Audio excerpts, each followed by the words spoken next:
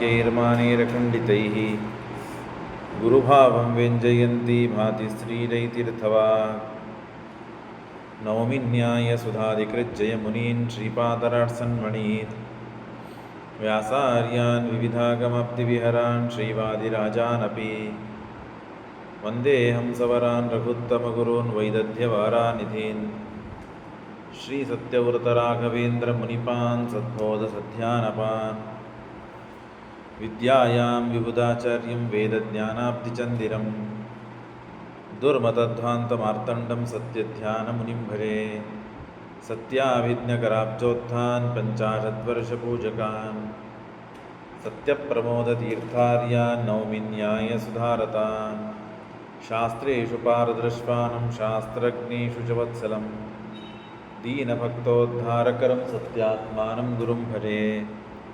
विद्यापीठविधातारं विद्यावारिधिचन्दिरं विद्यार्थिवत्सलं वन्दे महामहिमसद्गुरुम् आपादमौलिपर्यन्तं गुरूणाम् आकृतिं स्मरेत् तेन विघ्नाः प्रणश्यन्ति सिद्ध्यन्ति च मनोरथाः श्रीगुरुभ्यो नमः हरिः ओम्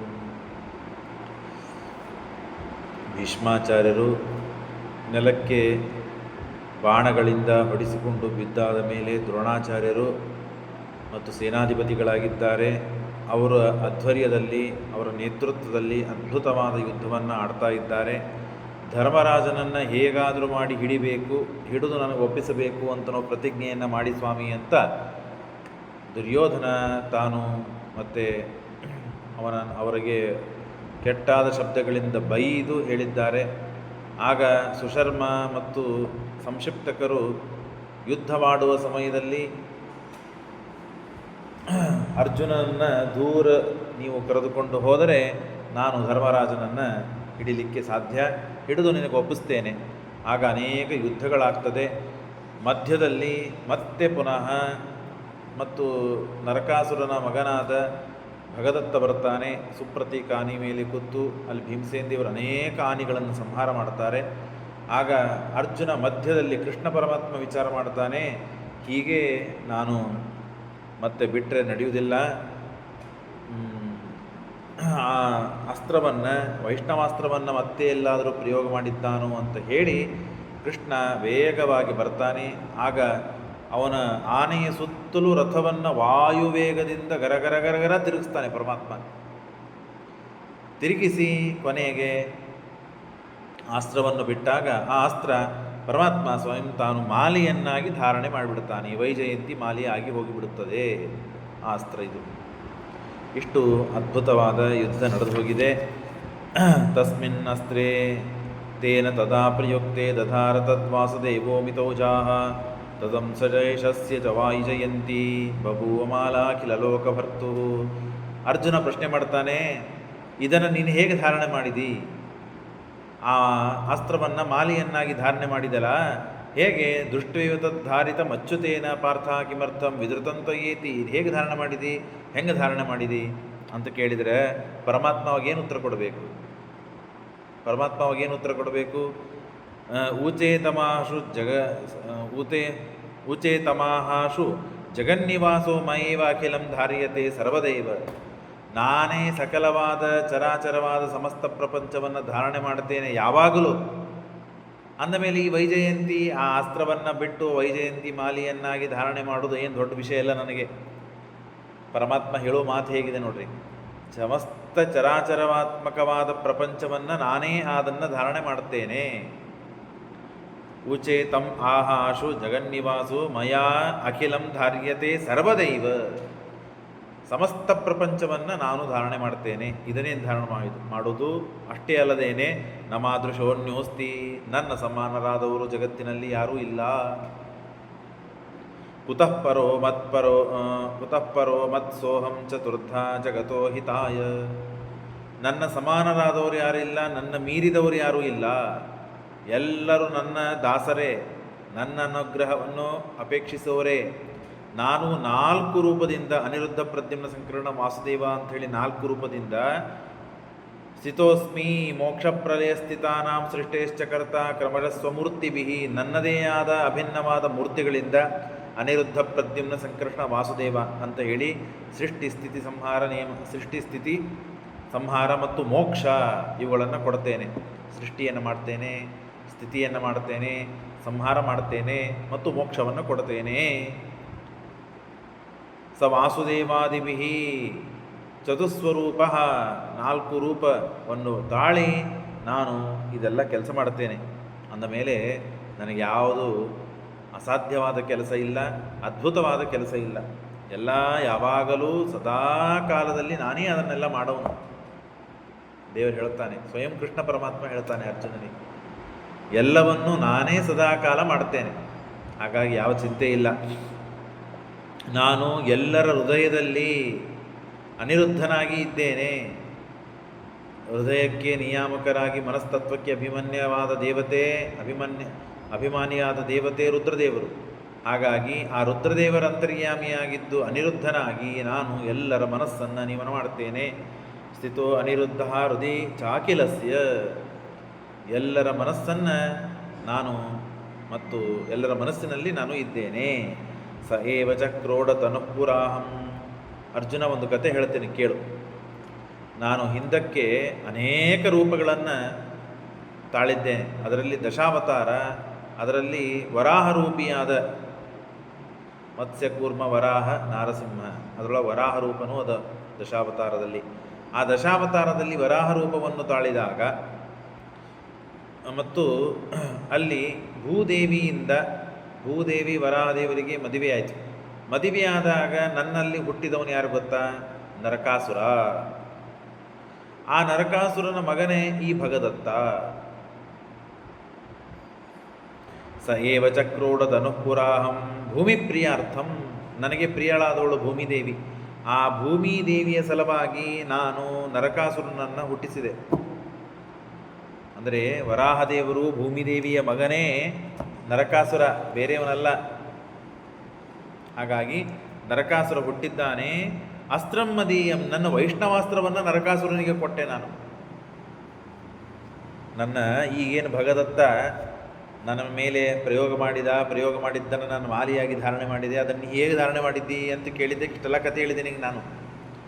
ಎಲ್ಲ ಕಾಲಕ್ಕೂ ಎಲ್ಲರನ್ನು ಧಾರಣೆ ಮಾಡುವನು ನಾನೇ. ಸೃಷ್ಟಿ ಸ್ಥಿತಿ ಸಂಹಾರ ಮತ್ತು ಮೋಕ್ಷವನ್ನು ಕೊಡುವನು ನಾನೇ. 4 ರೂಪಗಳಿಂದ ಮೋಕ್ಷವನ್ನು ಕೊಡುವನು ನಾನೇ.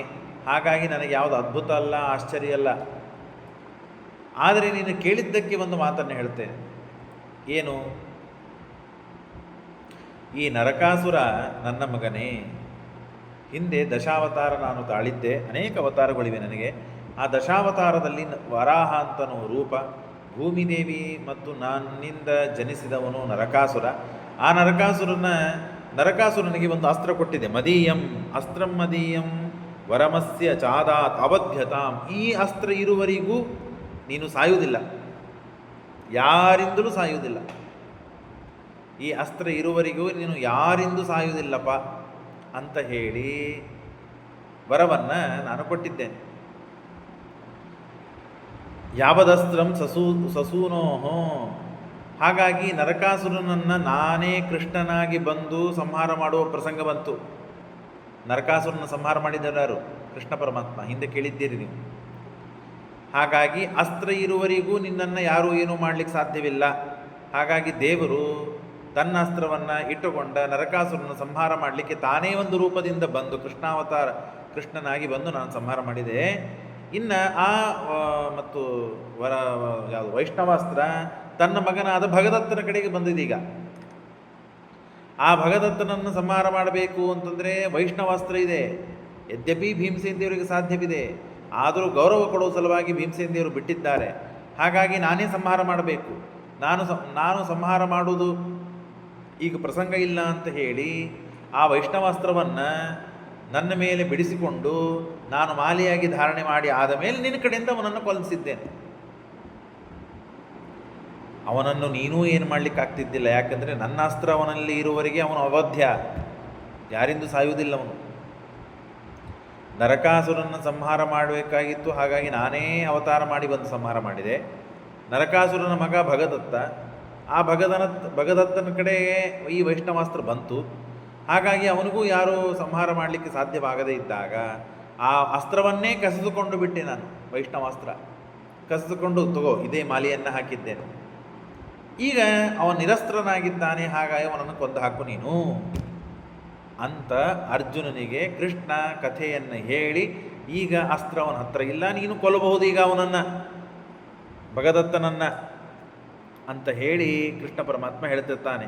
ಅಸ್ತ್ರಂ ಮದೀಯಂ ವರಮಸ್ಯ ಚಾದಾಂ ಅವಧ್ಯತಾಂ ಯಾವದಸ್ತ್ರಂ ಸಸೂನೋ ಅಸ್ತ್ರಸ್ಯ ಚಾನ್ಯೋ ನತು ಕಸ್ಯದಶ್ಚಿ ಯೋ ವಧ್ಯ ಏತಸ್ಯ ಕುತಶ್ಚ ಮತ್ತಃ.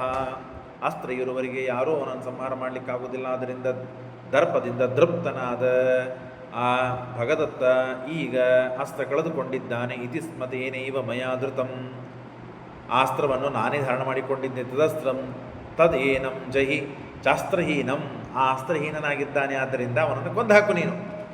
ಇತ್ಯುಕ್ತವಾಕರ್ಣ್ಯ, ಇದನ್ನು ಕೇಳಿದ ಕೂಡಲೇ ಅರ್ಜುನ ಸಕೇಶವೇನ ಸಮ್ಮಂತ್ರ್ಯ ಬಾಣಂ ಹೃದಯೇ ಮಮೋಚ. ಇಷ್ಟೇ ಬೇಕಾಗಿತ್ತು ಅರ್ಜುನನಿಗೆ. ಆಗಿಂದಾಗ ಮಂತ್ರಪೂತವಾದ ಬಾಣದಿಂದ ಭಗದತ್ತನ ಹೃದಯಕ್ಕೆ ಬಾಣವನ್ನು ಬಿಟ್ಟಿದ್ದಾನೆ. ಅದೇ ರೀತಿಯಾಗಿ ಆ ಭಗದತ್ತ ಯಾರ ಮೇಲೆ ಕೂತಿದ್ದ? ಸುಪ್ರತೀಕ ಎಂಬ ಆನೆ.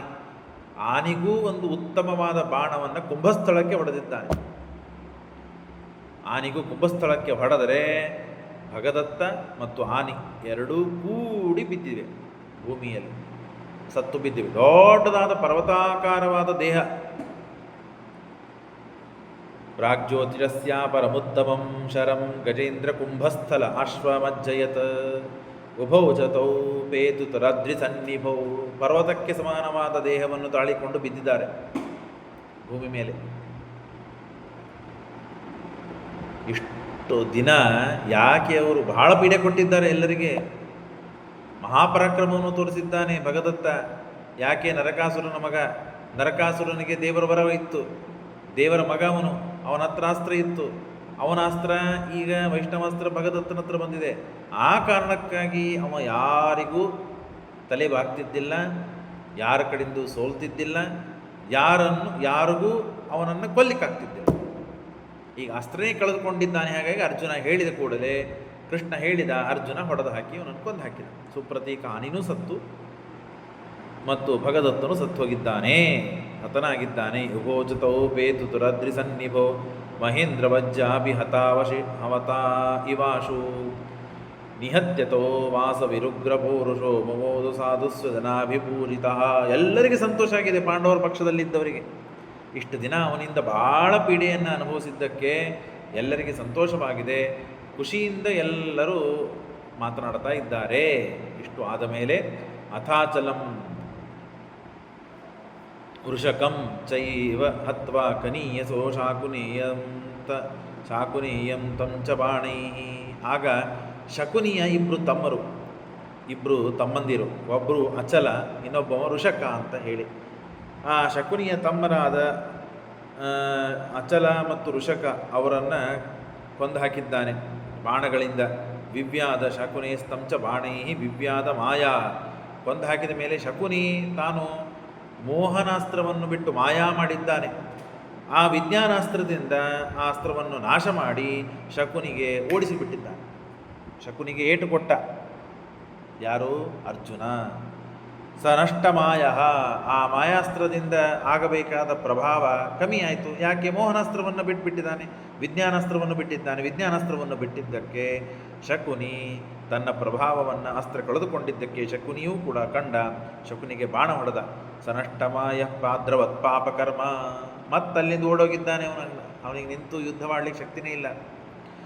ತತಃ ಪ್ರಾರ್ಥಃ ಶರಪೂಗೈಶ್ಚ ತಮುಂಚ. ಆಗ ಇಡೀ ಅಲ್ಲಿದ್ದ ಸೈನ್ಯವನ್ನೆಲ್ಲ ಓಡಿಸಿದ್ದಾನೆ ಅರ್ಜುನ. ವಿದ್ರಾವಯಾಮಾಸ.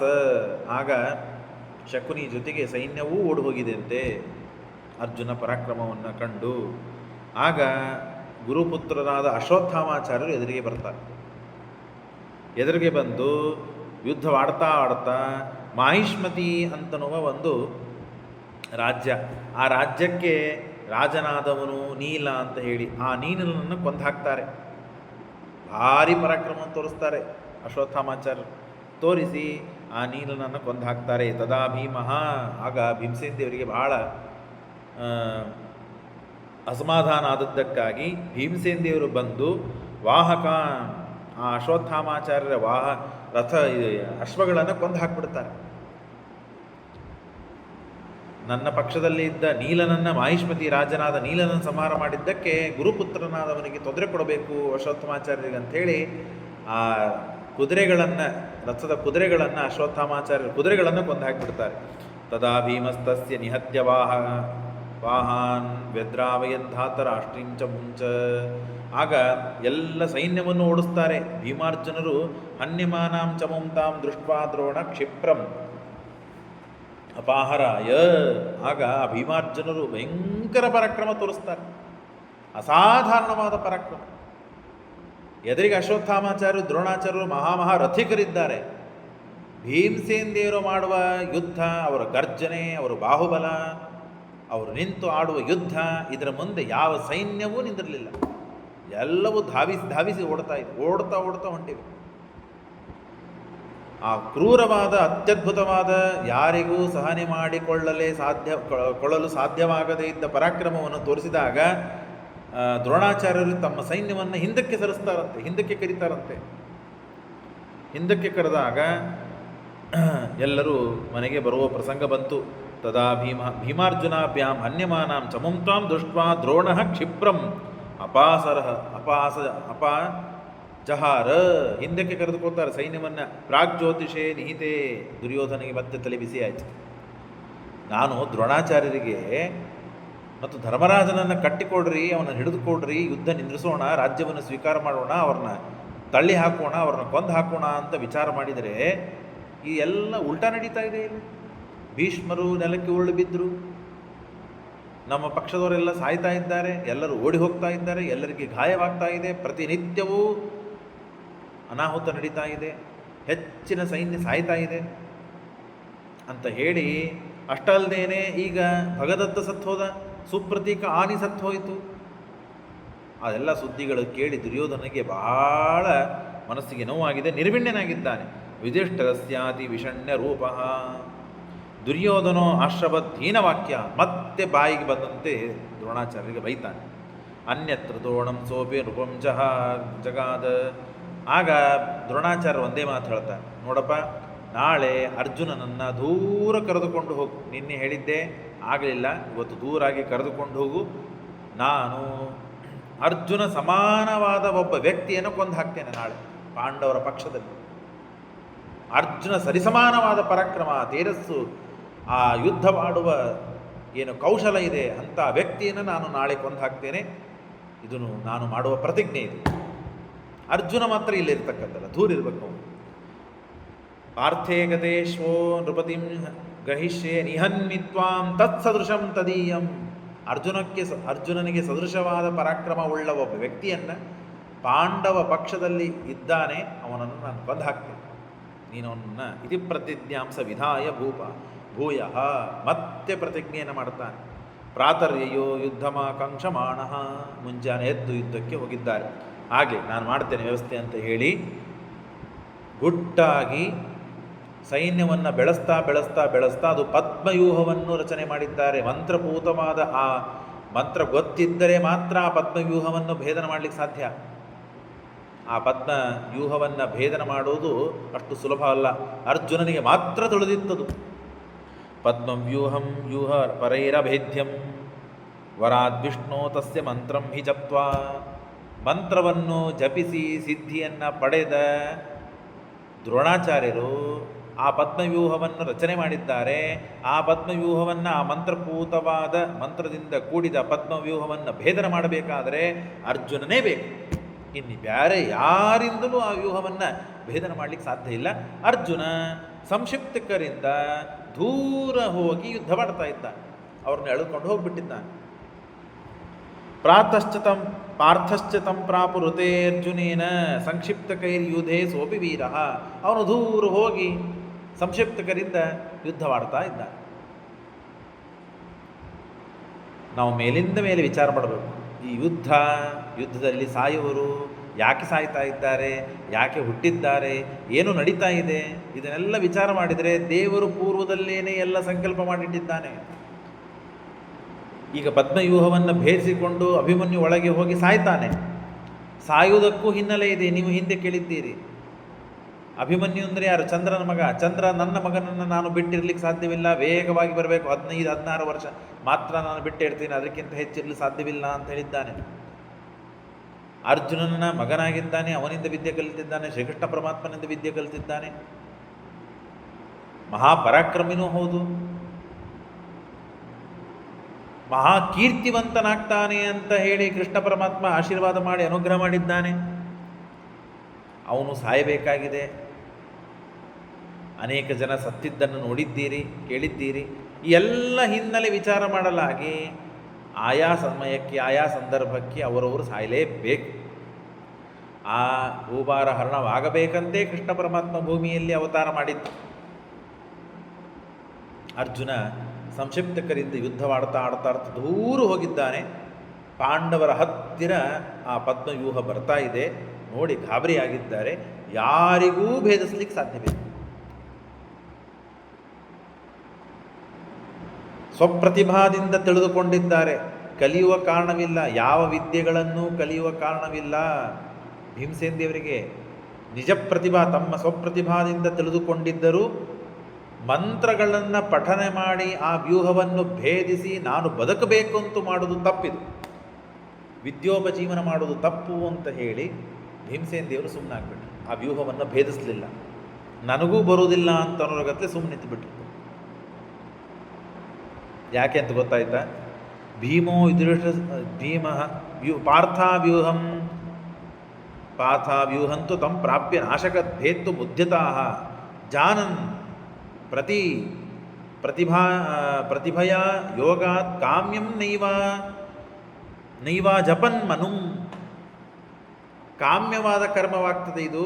ಕಾಮ್ಯವಾದ ಕರ್ಮವನ್ನು ಮಾಡಿದರೆ ಭಾಗವತ ಧರ್ಮದ ಚ್ಯುತವಾಗ್ತದೆ ಅಂತ ಹೇಳಿ ಭೀಮಸೇನ ದೇವರು ಮಂತ್ರವನ್ನು ಜಪಿಸಿ ಕಾಮಿಸಿ ತಾವು ಆ ವ್ಯೂಹವನ್ನು ಭೇದನೆ ಮಾಡದೇನೆ ಹಾಗೆ ಜಾನನ್ನಪಿ ತಿಳಿದವರಾಗಿದ್ದರೂ ತಾನು ಬಿಟ್ಟರು. ದೇವರ ಸಂಕಲ್ಪ ಹೊಂದಿತ್ತು, ಅದಕ್ಕೂ ಬಿಟ್ಟರು. ಆಗ ಮತ್ತೆ ಈ ವ್ಯೂಹ ಹಾಗೆ ಮುಂದೆ ಬರ್ತಾ ಇದೆ, ಅದಕ್ಕೆ ತಿರುಗಿ ಉತ್ತರ ಕೊಡಬೇಕು. ನಮ್ಮ ಹತ್ರ ತಿರುಗಿ ಉತ್ತರವನ್ನು ಕೊಡುವ ಯಾವ ವ್ಯಕ್ತಿಗಳಿದ್ದಾರೆ? ಆಗ ಗೊತ್ತಾಯ್ತು. ಅಭಿಮನ್ಯು ಮುಂದೆ ಬಂದ. ಅಭಿಮನ್ಯು ಹೇಳಿದ, ತಾತ, ಅಜ್ಜ, ಯುಧಿಷ್ಠಿರ ನನಗೆ ಗೊತ್ತಿದೆ. ತಾತ ಅಂದರೆ ಕಾಕ. ಯುಧಿಷ್ಠಿರ ನನಗೆ ಗೊತ್ತಿದೆ, ನಾನು ಹೋಗಿ ಭೇದಿಸ್ಬೋದು. ಆದರೆ ತಿರುಗಿ ಬರುವುದು ನನಗೆ ಗೊತ್ತಿಲ್ಲ. ಒಳಗೆ ಪ್ರವೇಶ ಮಾಡುವುದು ಮಾತ್ರ ಗೊತ್ತು, ತಿರುಗಿ ಬರುವುದು ಹೇಗೆ ನನಗೆ ಗೊತ್ತಿಲ್ಲ ಅಂದಾಗ ಅವನು ಹೇಳ್ತಾನೆ, ಯುಧಿಷ್ಠಿರ ಹೇಳ್ತಾನೆ, ಭಿಂದಿ ವ್ಯೂಹಮಿಮಂ ತಾತ ವಯಂ ತ್ವಾಂ ಅನುಯಾಮಹೇ. ನೀನು ಆ ವ್ಯೂಹವನ್ನು ಭೇದಿಸಿ ಒಳಗೆ ಪ್ರವೇಶ ಮಾಡು, ನಾವು ಹಿಂದೆ ಹಿಂದೆ ಹಿಂದೆ ನಾವು ಎಲ್ಲರೂ ಬರ್ತೇವೆ, ಏನು ಕಾಳಜಿ ಮಾಡಬೇಡ, ಏನು ಭಯಪಡಬೇಡ. ಅವನಂತಾನೆ, ನನಗೇನು ಭಯ ಇಲ್ಲ, ಇದ್ದ ವಸ್ತುಸ್ಥಿತಿ ವಿಷಯವನ್ನು ಹೇಳಿದೆ. ಒಳಗೆ ಹೋದ ಮಾತ್ರಕ್ಕೆ ಜಯ ಸಿಗ್ತದೆ ಅಂತಿಲ್ಲ. ಒಳಗೆ ಹೋಗಿ ಎಲ್ಲರನ್ನು ಕೊಂದು ಹೊರಗೆ ತಿರುಗಿ ಬಂದಾಗ ಜಯ ಸಂಪಾದನೆ ಮಾಡಿದಂತೆ ಆಗ್ತದೆ. ಆ ವ್ಯೂಹವನ್ನು ಭೇದನ ಮಾಡಿದ ಕೀರ್ತಿ ಬರ್ತದೆ, ಇಲ್ಲದ್ರೆ ಬರುವುದಿಲ್ಲ. ಹಾಗಾಗಿ ಹೇಳಿದೆ ಅಂದಾಗ ಸರಿ ಆಗಲಿ ಅಂತ ಹೇಳಿ ಅರ್ಜುನ, ಯಾರು ಅಭಿಮನ್ಯು, ಯುಧಿಷ್ಠಿರನ ಮಾತನ್ನು ಕೇಳಿದ. ಯುಧಿಷ್ಠಿರನು ಅನ್ಕೊಂಡಾಯಿತು. ಅಭಿಮನ್ಯು ಒಳಗೆ ಪ್ರವೇಶ ಮಾಡಿದ ಕೂಡಲೇ ಅವನ ಹಿಂದೆ ಹಿಂದೆ ನಾವು ಹಿಂಬಾಲಿಸಿ ನಾವು ಪ್ರವೇಶ ಮಾಡಿಬಿಡೋಣ, ಒಳಗೇನಾಗ್ತದೋ ನೋಡೋಣ ಅಂತ ಹೇಳಿ ಭಿಂದಿ ವ್ಯೂಹಮಿಮಂ ತಾತ ವಯಂ ತ್ವಾಮನುಯಾಮಹೇ ಸ ಏವ ಮುಕ್ತೋ ರಥಿನಾಂ ಪರ್ವರ್ ವಿವೇಶ ಭಿತ್ವಾ ದಿಶತಾಂ ಚ ಮುಂತಾಂ ಅನ್ವೇವತಂ ವಾಯುಸುತಾದಯಶ್ಚ ವಿವಿಕ್ಷವಃ ಸೈಂಧವೇನೈವ ವೃದ್ಧಾ. ಭಾರಿ ವಿಚಿತ್ರ. ದೇವರ ಸತ್ಯ ಸಂಕಲ್ಪನಾದ ಪರಮಾತ್ಮ ಅವನ ಸಂಕಲ್ಪ ವಿರುದ್ಧವಾಗಿ ಯಾವ ಕೆಲಸವೂ ಯಾರಿಂದಲೂ ಯಾವ ಕಾಲಕ್ಕೂ ಮಾಡಲಿಕ್ಕೆ ಸಾಧ್ಯವಿಲ್ಲ. ಅರ್ಜುನ ಮೇಲೆ ಪರಮಾತ್ಮನಿಗೆ ಎಷ್ಟು ಪ್ರೀತಿ ಇದೆ, ಪಾಂಡವರ ಮೇಲೆ ಪರಮಾತ್ಮನಿಗೆ ಎಷ್ಟು ಪ್ರೀತಿ ಇದೆ. ಮಮ ಪ್ರಾಣ ಹಿ ಪಾಂಡವ ಅಂತ ಹೇಳಿದಾನೆ ಪರಮಾತ್ಮ. ಪ್ರಾಣ, ನನ್ನ ಪ್ರಾಣ ಅಂದರೆ ಪಾಂಡವರು ನನ್ನ ಪ್ರಾಣ ಇದ್ದಂತೆ. ಪ್ರಾಣದಷ್ಟು ಹೆಚ್ಚು ನಾನು ಪ್ರೀತಿ ಮಾಡ್ತೇನೆ ಪಾಂಡವರ ಮೇಲೆ ಅಂತ. ಪಾಂಡವರ ಕೂಸು ಅಭಿಮನ್ಯು, ಸಣ್ಣ ಹುಡುಗ, ಅಂಥವನನ್ನು ಕೊಲ್ಲೋದಕ್ಕಾಗಿ ಒಳಗೆ ಪ್ರವೇಶ ಮಾಡಿಸೇ ಬಿಟ್ಟ ಪರಮಾತ್ಮ. ಅರ್ಜುನನನ್ನು ನಿನ್ನೆ ಇಲ್ಲಿ ವೈಷ್ಣವಾಸ್ತ್ರವನ್ನು ಧಾರಣೆ ಮಾಡಬೇಕು, ವೈಷ್ಣವಾಸ್ತ್ರ ಮತ್ತು ಪ್ರಯೋಗ ಮಾಡಿದಾಗ ಸಮಸ್ಯೆ ಆಗ್ತದೆ ಅಂತ ಹೇಳಿ ದೂರು ಹೋದ ಕೃಷ್ಣ ಓಡಿ ಬಂದೋ ಇಲ್ಲೋ? ಓಡಿ ಬಂದು ಆ ವೈಷ್ಣವಾಸ್ತ್ರವನ್ನು ವೈಜಯಂತಿ ಮಾಲಿಯಾಗಿ ಧಾರಣೆ ಮಾಡಿ ಅರ್ಜುನಿಗೆ ಉಪದೇಶ ಮಾಡಿ ಆ ಭಗದತ್ತನನ್ನು ಕೊಲಿಸಿದ್ನೋ ಇಲ್ಲೋ? ಹಾಗೆ ಸಂಕ್ಷಿಪ್ತಗಳನ್ನು ಬಿಟ್ಟುಬಿಡು. ಆ ಸಂಕ್ಷಿಪ್ತಕರ ಜೊತೆಗೆ ಯುದ್ಧ ಮಾಡ್ತಾ ದೂರ ಯಾಕೆ ಹೋಗಬೇಕು? ಇಲ್ಲಿ ಬಾ, ಇಲ್ಲಿ ದ್ರೋಣಾಚಾರ್ಯರು ಪದ್ಮವ್ಯೂಹ ನಿರ್ಮಾಣ ಮಾಡ್ತಾ ಇದ್ದಾರೆ, ಇಲ್ಲಿ ವ್ಯೂಹ ನಿರ್ಮಾಣ ಮಾಡಿದ್ದನ್ನು ಭೇದಿಸಿ ಅವರನ್ನೆಲ್ಲ ಕೊಲ್ಲು ಅಂತ ಹೇಳ್ಬೋದಾಗಿತ್ತು ಇಲ್ಲ ಕೃಷ್ಣ?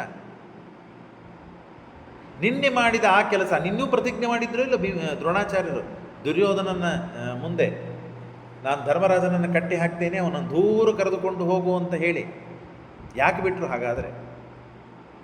ಆಗ ಕೃಷ್ಣ ಬಂದ, ಆ ವೈಷ್ಣವಾಸ್ತ್ರವನ್ನು ಧಾರಣೆ ಮಾಡಿದ, ಭಗದತ್ತನ ಸಂಹಾರ ಮಾಡಿಸಿದ, ಕಥೆಯನ್ನು ಹೇಳಿ ಭಗದತ್ತನ ಸಂಹಾರ ಮಾಡಿಸಿದ. ಇವತ್ತು ಆ ಸಂಕ್ಷಿಪ್ತಕರ ಜೊತೆಗೆ ಯುದ್ಧವಾಡ್ತಾ ಆಡ್ತಾ ದೂರ ಕರೆದುಕೊಂಡು ಹೋಗಿದ್ದಾನೆ.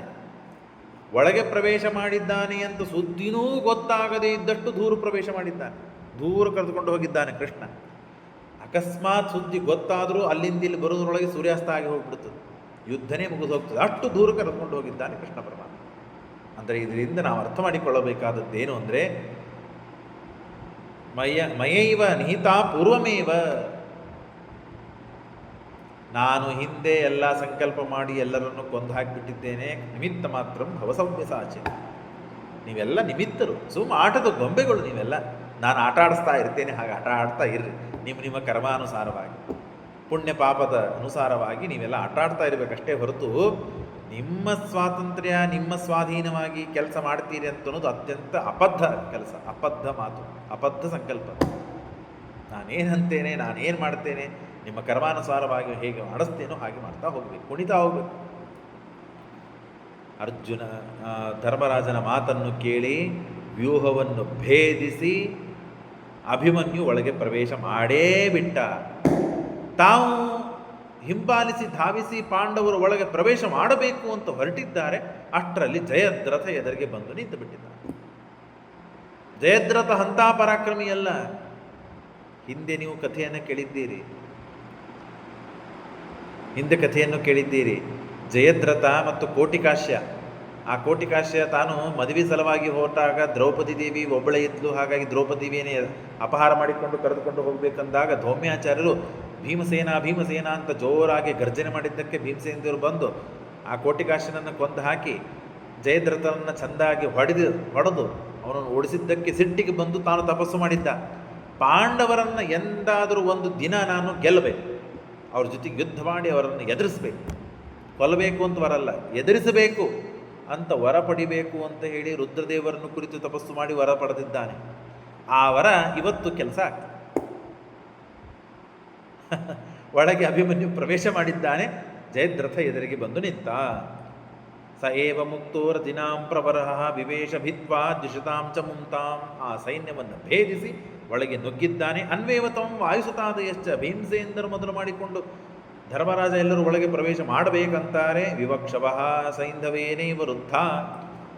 ಆ ಜಯದ್ರಥ, ಸೈಂಧವ ಜಯದ್ರಥ, ಆ ಜಯದ್ರಥನಿಂದ ಎಲ್ಲರೂ ಕೂಡ ತಡೆದು ಬಿಟ್ಟರು. ಒಳಗೆ ಪ್ರವೇಶ ಮಾಡದೇ ಇದ್ದಂತೆ ಅಡ್ಡಾಗಿ ವಾಡಿಯಾಗಿ ನಿಂತ. ವರೇಣ ರುದ್ರಸ್ಯ ನಿರುದ್ಯಮಾನ. ನಾನು ಹೇಳಿದ್ನಲ್ಲ, ಆ ರುದ್ರದೇವರ ವರ ಇಲ್ಲಿ ಕೆಲಸ ಮಾಡ್ತಾ ಇದ್ದ. ನಿರುದ್ಯಮಾನ ಜಯದ್ರಥೇನಾಥ ರುಕೋದರಸ್ತು ವಿಷ್ಣೋರಭಿಷ್ಟಂ. ರುಕೋದರ ಯಾಕೆ ತಡೆದ ಹಾಗಾದರೆ? ಭೀಮಸೇನ ದೇವರು ದೊಡ್ಡವರಲ್ಲ, ಜಯದ್ರಥಕ್ಕಿಂತ ದೊಡ್ಡವರು, ರುದ್ರದೇವರಕ್ಕಿಂತಲೂ ದೊಡ್ಡವರು. ಎಷ್ಟೋ ಬಾರಿ ಬ್ರಹ್ಮದೇವರ ವರವನ್ನೇ ಮೀರಿ ಇದ್ದಾರೆ. ಮಯಾವರ ವಿಲಿಂಗಿತ ಅನೇಕರ ಸ್ವಯಂಭುವ ಸಮಾನನೀಯವಮೇ ತತೋತ್ರ ಮಾನಯಾಮ್ಯಹಂ. ಇಮೇಜ್ ಕುರಿಯುತ್ತಂ, ನಾನು ನೋಡಬೇಕಾದದ್ದು ರಾವಣನ ನೋಡಬೇಕು ಅಂತನ್ನೋದು ಉದ್ದೇಶ. ಹಾಗಾಗಿ ಅಲ್ಲಿ ಬಂಧನ ಮಾಡಿಕೊಂಡರು. ಆಗಿ ಮಾತನ್ನು ಹೇಳ್ತಾರೆ, ಅನೇಕ ಬಾರಿ ನಾನು ಬ್ರಹ್ಮದೇವರ ವರವನ್ನೇ ಮೀರಿ ಇದ್ದೇನೆ, ಈಗ ಒಮ್ಮೆ ಗೌರವ ಕೊಡಬೇಕು ಅಂತ ಬ್ರಹ್ಮದೇವರ ವರವನ್ನು ಮೀರುವ ಸಾಮರ್ಥ್ಯ ಇದ್ದ ಹನುಮಂತ ದೇವರು, ಭೀಮಸೇನ ದೇವರು, ಮಧ್ವಾಚಾರ್ಯರು ಈಗ ಯಾಕಪ್ಪ ಸುಮ್ಮನಾದರು? ಅದು ರುದ್ರದೇವರ ವರಕ್ಕೆ ಗೌರವ ಕೊಟ್ಟು ಸುಮ್ಮನೆ ಯಾಕೆ ನಿಂತರು ಅಂದರೆ, ಪರಮಾತ್ಮನ ಅಭಿಪ್ರಾಯವನ್ನು ನರಲೋಕ ವಿಡಂಬಸ್ಯ ಜಾನಂದ್ರಾಮಸ್ಯ ಹೃದ್ಗತಂ ಅಂತ ಹೇಳಿದಂತೆ ಪರಮಾತ್ಮನ ಅಭಿಪ್ರಾಯವನ್ನು ತಿಳಿದುಕೊಂಡಿದ್ದಾರೆ. ಇವತ್ತು ಅಭಿಮನ್ಯು ಸಾಯಲೇಬೇಕು, ದೇವರ ಸಂಕಲ್ಪವನ್ನು ತಿಳಿದುಕೊಂಡರು. ಅದಕ್ಕೆ ಹೇಳ್ತಾರೆ ನೋಡ್ರಿ, ಜಯದ್ರತೇನಾತ್ರ ರುಕೋದರಸ್ತು ವಿಷ್ಣೋರಭೀಷ್ಟಂ ವಧಂ ಅರ್ಜುನೇಯಸ್ತದಾ ವಿಜ್ಞಾಯ ಶಕ್ತೋಪಿ ನಾತ್ಯವರ್ತಯತ. ಅತ್ಯಂತ ಸಮರ್ಥರಾಗಿದ್ದರು ಒಳಗೆ ಪ್ರವೇಶ ಮಾಡಲಿಕ್ಕೆ. ವ್ಯೂಹವೂ ಗೊತ್ತಿತ್ತು, ವ್ಯೂಹವನ್ನು ಪ್ರವೇಶ ಮಾಡುವುದು ಗೊತ್ತಿತ್ತು, ವ್ಯೂಹದಲ್ಲಿ ಇದ್ದವರನ್ನು ಎಲ್ಲರನ್ನು ಕೊಲ್ಲುವುದು ಗೊತ್ತಿತ್ತು. ಆದರೂ ದೇವರ ಸಂಕಲ್ಪವನ್ನು ತಿಳಿದುಕೊಂಡು ಶಕ್ತಿ ಇಲ್ಲದೇ ಇದ್ದಂತೆ ವರ್ತನೆ ಮಾಡಿ ಒಂದು ಕಡೆಗೆ ಸುಮ್ಮನೆ ನಿಂತಿದ್ದಾರೆ. ಭೀಮಸೇನ ದೇವರು ಎಲ್ಲ ಕಡೆಗೆ ಶ್ರೀಮದಾಚಾರ್ಯ ನಿರ್ಣಯವನ್ನು ಕೊಡ್ತಾ ಕೊಡ್ತಾ ಕಥೆಗಳನ್ನು ಮುಂದೆ ಸಾಗಿಸ್ತಾರೆ. ಜಯದ್ರಥನ ಮುಂದೆ ಭೀಮಸೇನ ದೇವರ ಪರಾಕ್ರಮ ಏನು ನಡೀಲಿಲ್ಲ, ಹಾಗಾಗಿ ಭೀಮಸೇನ ದೇವರು ಸುಮ್ಮನಾದರು. ಅಭಿಮನ್ಯು ಒಳಗೆ ಹೋದ, ಹಾಗಾಗಿ ಅಭಿಮನ್ಯು ಸತ್ತು ಹೋದ. ಭೀಮದೇವನ ದೇವರು ಅವನನ್ನು ಕಾಪಾಡಲಿಕ್ಕೆ ಆಗಲಿಲ್ಲ ಅಂತ ಅಬದ್ಧ ಕಥೆಗಳಿವೆ. ಅದೆಲ್ಲ ಯಾವುದು ಸತ್ಯ ಅಲ್ಲ. ತಾವು ವಿಷ್ಣೋರಭಿಷ್ಟಂ ವದಮಾರ್ಜುನೇಯಸ್ತದಾ ವಿಜ್ಞಾಯ ಶಕ್ತೋಪಿ ನಾತ್ಯವರ್ತಯತ್. ಜಯದ್ರತಸ್ಥೇನ ಋಷಧ್ವಜೇನ ಪ್ರಯುದ್ಧಮಾನಾಶು ರುಕೋದರಾದಿಷು ಪ್ರವಿಶ್ಯ ವೀರಸ್ಸಹ ಧನಂಜಯಾತ್ಮಜೋ ವಿಲೋಲಯಾಮಾಸ ಪರೋರು ಸೇನಾ. ಹೀಗೆ ಅಭಿಮನ್ಯು ಒಳಗೆ ಪ್ರವೇಶ ಮಾಡಿದ್ದಾನೆ. ಘನಘೋರವಾದ ಯುದ್ಧವಾಡೋನಿದ್ದಾನೆ. ಅದನ್ನು ನಾಳೆ ದಿವಸ ಕೇಳೋಣ. ಅಭಿಮನ್ಯು ಸಾಯ್ತಾನೆ. ಆದರೆ ಘನಘೋರವಾದ ಯುದ್ಧವನ್ನು ಆಡಿ ಅರ್ಜುನನೋ ಇವನು ಅಭಿಮನ್ಯುನೋ ಅಂತ ಅನ್ನುವಂತೆ ಎಲ್ಲರಿಗೆ ಪರಾಕ್ರಮವನ್ನು ತೋರಿಸಿ ಆಶ್ಚರ್ಯವನ್ನು ಉಂಟು ಮಾಡಿ, ಇಷ್ಟು ಸಣ್ಣ ಹುಡುಗ ಇಷ್ಟು ಅದ್ಭುತವಾದ ಪರಾಕ್ರಮ ಹೇಗೆ ತಾನೇ ಬಂತು ಇವನಿಗೆ ಅಂತನ್ನುವ ಮಟ್ಟಿಗೆ ಆಶ್ಚರ್ಯವನ್ನು ತೋರಿಸಿ ಕೌರವ ಪಕ್ಷದಿಂದ ಅವನು ಯುದ್ಧವಾಡ್ತಾ ಆಡ್ತಾ ಸಾಯುವ ಪ್ರಸಂಗವನ್ನು ಕೇಳ್ತಾನೆ. ಮತ್ತೆ ನಾಳೆ ಮುಂದಿನ ಭಾಗವನ್ನು ಕೇಳೋಣ. ಶ್ರೀಕೃಷ್ಣಾರ್ಪಣಮಸ್ತು.